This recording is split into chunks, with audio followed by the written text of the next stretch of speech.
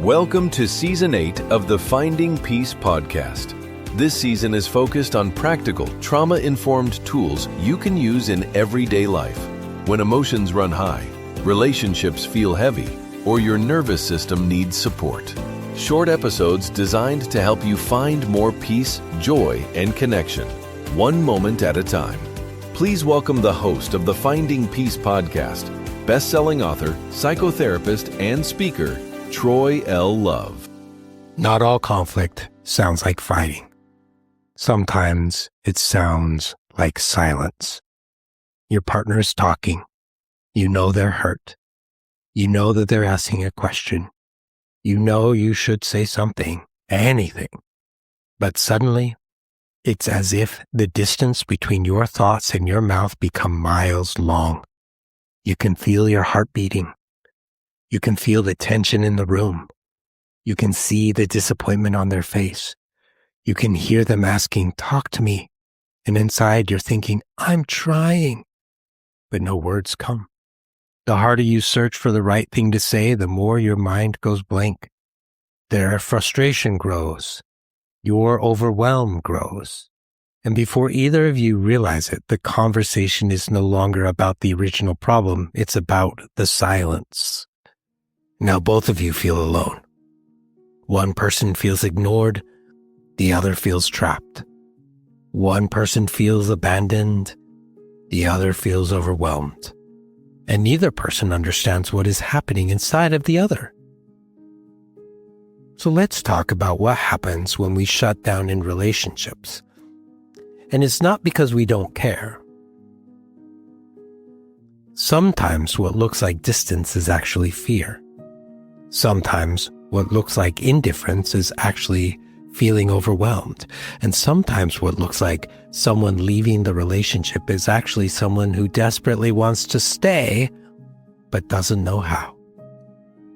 I remember working with a client and their partner who had been having the same argument for years.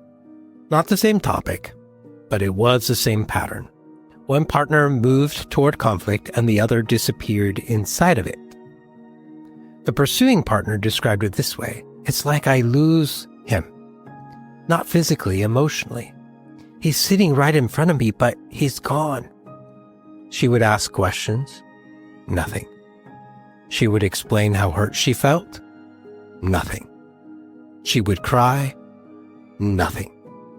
The more upset she became, the quieter he became. Over time, she stopped seeing silence as anxiety.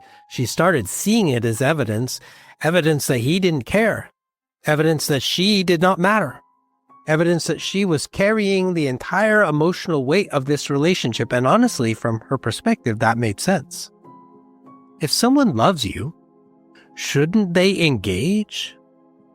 But the quiet partner was having a completely different experience. Every conflict felt like standing at the edge of a cliff. The moment tension entered the room, his body changed. His chest tightened. His stomach dropped. His thoughts scattered, and inside his mind, a different conversation was happening. "Don't make this worse. Be careful. Don't say the wrong thing. Stay calm.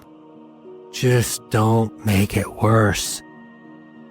The cruel irony was that the more he tried not to make things worse, the worse things became, because his silence was creating the very pain he was trying to avoid. For years, they each saw only the behavior. She saw withdrawal. He saw survival. She saw indifference. He felt terror. And one day, something shifted. Not because they solved some great argument, not because somebody won, but because we became curious. I turned to him and asked, "What is happening inside of you right now?" He shrugged. "Well, I don't know," which is often the honest answer when someone is shutting down. I slowed things down. "Do you feel calm?" He shook his head. "No." "Do you feel angry?" Another no. "Do you feel scared?"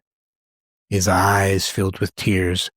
The room became very quiet, and then he said, I feel like if I say the wrong thing, everything is going to get worse. Suddenly, the silence wasn't empty anymore. It had meaning. It had fear underneath it. It had a story. What looked like rejection was actually protection. What looked like not caring was actually somebody desperately trying not to fail. And in that moment, his partner saw something she had never seen before. Not a distant man, a frightened one. The room changed. And because compassion often begins the moment we understand what behavior is protecting, things changed. This is important because shutdown is rarely about not caring. Shutdown is a nervous system response. Healthy space and shutdown are not the same thing. Healthy space is intentional. It is communicated. It includes a plan to return. Shutdown is usually automatic, protective, and often outside conscious awareness. In trauma language, shutdown often exists within the freeze or collapse responses. Fight says, I need to push back. Flight says, I need to get away. Freeze says, I can't move. Collapse says, I'm disappearing. The partner in that story wasn't deciding to become silent. His body was arriving there before his mind did. His nervous system wasn't asking, how can I communicate effectively? It was asking, how do I stay safe? And that's where relationships become complicated, because safety and connection are not always the same thing. His nervous system had learned that safety came through silence. His relationship needed presence. For years, those two needs were fighting each other. That is what many people experience during conflict. Their mind goes blank. Words disappear. Their bodies feel heavy. Their chests tighten. They can hear the conversation, but it starts to feel distant, as if they're watching it instead of participating in it. And often there is an invisible belief operating underneath all of it. There is no good move here. If I speak, I'll make it worse. If I stay quiet, I'll make it worse. If I defend myself, I'll be selfish. If I cry, I'll be too much. If I ask for space, they'll get upset with me. If I stay, I will disappear. That is the bind of shutdown. It isn't peace. It isn't emotional maturity. It is often a trapped nervous system trying to survive connection. In the Finding Peace model, we always ask a simple question. What is the protection trying to protect? Because shutdown is a protector. It may not be helping the relationship very much, but it is trying to help the person. Maybe it is protecting them from shame. Maybe rejection, maybe abandonment, criticism, escalation, maybe regret, maybe overwhelming emotional pain. Shutdown often says, this is too much and I don't know how to stay around. And once we understand that, everything begins to change. We move from judgment to curiosity. Instead of asking, why are you ignoring me? We begin to ask, what is overwhelming you? Instead of, you clearly don't care, we wonder, are you scared? Instead of, you always shut me out, we recognize something inside of you is trying to protect you. That does not remove the impact. Shutdown does hurt relationships. It activates attachment wounds. It creates loneliness. It leaves partners feeling helpless and disconnected. But understanding the purpose behind shutdown allows us to respond differently. Because when overwhelm is met with accusation, shame grows. And when shame grows, shutdown usually gets deeper. Understanding does not erase accountability, it simply creates a bridge back to connection. A few weeks after that session, the couple came back. They had another conflict. I asked how it went. The quiet partner smiled. I caught it.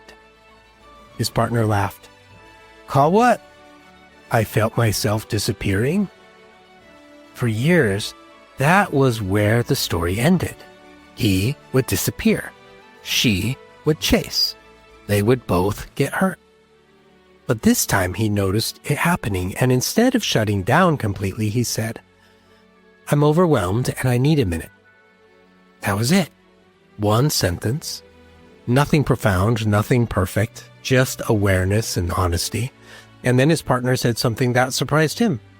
For the first time, I wasn't scared.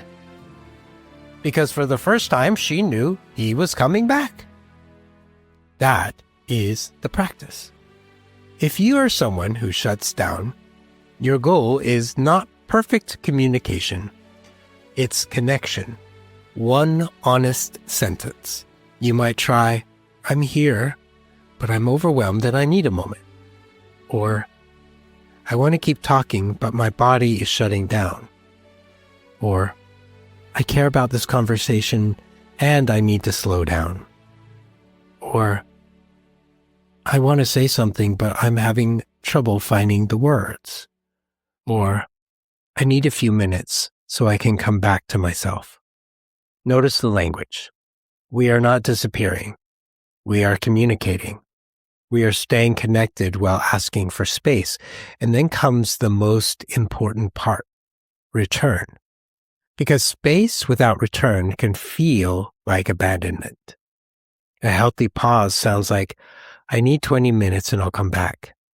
Or, I need to take a walk, but I'll finish this conversation tonight. Or, I'm overwhelmed right now, but I don't want to leave this unresolved. The pause matters. The return matters even more. And if you're the partner of someone who shuts down, your work is different. Your work is not to suppress your needs. Your work is to reduce threat. Instead of saying, say something, you might try, I can see that this is a lot right now. Instead of, oh, you just don't care. You might try, I'm feeling alone and I need some reassurance. Instead of, fine, whatever, try, I don't want us to lose each other. What would help you stay connected right now? The goal isn't less honesty. The goal is more safety, because safety gives nervous systems room to stay engaged. Take a moment and think about a recent conflict. A moment when you became quiet. You pulled away, went numb, or felt yourself disappearing.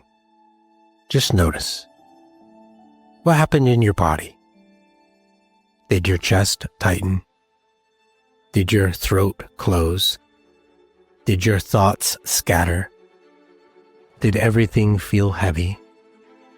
Did you feel trapped? Did you feel like there was no answer right away? Now ask yourself, what was my shutdown trying to protect me from? Not what was wrong with me or why was I acting like this? No. What was my shutdown protecting? Shame? Rejection? Being misunderstood? Escalation? Abandonment? Failure? Take a deep breath and let it go. And then, in an act of self-compassion, say, thank you for trying to protect me. I want to learn how to stay connected. I'm here, but I am overwhelmed, so I'm going to need a moment. I'm here, but I am overwhelmed, so I'm going to need a moment. And then just add one more sentence. I'm overwhelmed, and I'm going to need a moment, but I will come back. That is the bridge. Not perfect communication, not instant healing, a bridge. I'm here, and I'm overwhelmed, so I'm going to need a moment, and I will come back. And most relationships are repaired one bridge at a time. Maybe you've been the person staring at the floor while someone you loved begged you to talk. Maybe you've been the person begging someone you love to let you in. Maybe you've been both. The tragedy of shutdown is that it often appears in the moments when connection matters most. The body tries to protect us, but sometimes protection looks like distance. The goal is not to eliminate the need for protection. The goal is to build a bridge between protection and connection, to learn how to say, I'm not leaving, and I'm overwhelmed. I need a moment, and I'll come back. Because healthy relationships are not built on never becoming activated. They are built on learning how to find our way back to each other when we do. Not with perfect words, not with perfect regulation, not by never shutting down, but by returning. Returning to the conversation, returning to our bodies, returning to the person we love. And sometimes the most healing words in a relationship are not complicated at all. Sometimes they are simply, I got overwhelmed, but I'm still here. Because connection does not require constant presence. It requires honest return. And honestly, you are worth that because you are worthy of love and belonging. You've been listening to the Finding Peace podcast. Special thanks to Intrex for providing the theme music for this season and helping set the tone for reflection, grounding, and hope. If this episode supported you, please like, subscribe, and share the Finding Peace podcast. Your support helps these practical, trauma-informed tools reach more people who are seeking peace, clarity, and connection. To explore more resources, workshops, and upcoming events, visit findingpeaceconsulting.com. The Finding Peace podcast is hosted by best-selling author, psychotherapist, and speaker Troy L. Love. Until next time, remember, you are worthy of love and belonging.